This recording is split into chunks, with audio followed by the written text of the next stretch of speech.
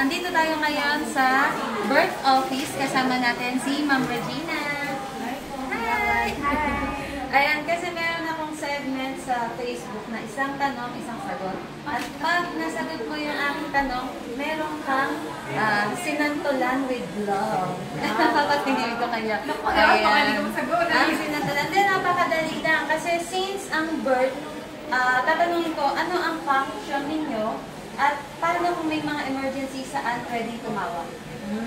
Tumawag lang po tayo sa ating hotline ng Barangay Dulog po sa number 0938-218-7357. Dito yan po, ito ang aming hotline. Ito isa, ito sa ito.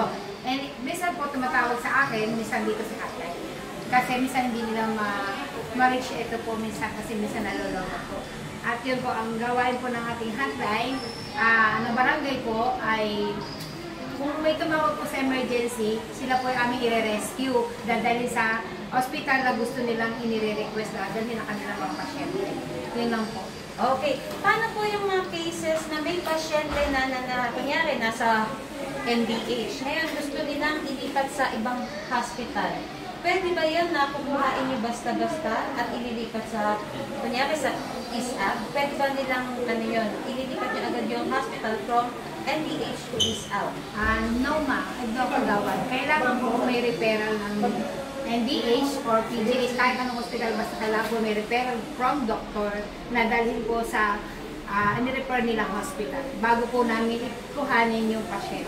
Okay. So, pag naka-confine ka na sa hospital, kailangan, pag bago sila ilipat, may kukuhain silang referral from the doctor ng pinanggalingan nilang hospital. Opo. At saka po, kailangan po, meron din, pasyente rin po, kailangan din kumontak doon sa hospital na dadalan. Dahil minsan po, kahit yung referral, hindi po tinatanggap. Kaya kailangan po, pinapupunta muna namin sa hospital para makipag-ugnayan. Then, pagka po, okay na nalaman nila na pwede sila doon. Dahil ngayon po, maraming pasyente loaded. Minsan hindi pwede sa kanila, depende sa sakit.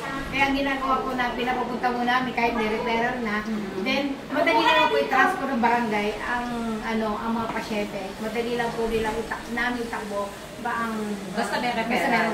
Ayun. Para maiwasan natin na matagtag yung pasyente sa biyahe, kailangan pala pag naka-confine ka na from this hospital, kailangan kumuha ka muna ng referral para mailipat ka sa hospital na kailangan mong paglipatan. So, napakalinaw. Kaya kasi naman po, parang hindi ko pati ang pasyente, inilalako. Yes. Kasi kawa po, magagambol sa biyahe, maiikot, hindi tatanggapin dito, transfer na naman, kawawa rin po sa pasyente. Yes, tama ka dyan. So, ayun na, dahil nasagot mo, ma'am, ito ang iyong sinantulan with love. Ma'am, thank you, Magawad Love. Lagi ka kasumito. Thank you po, Love.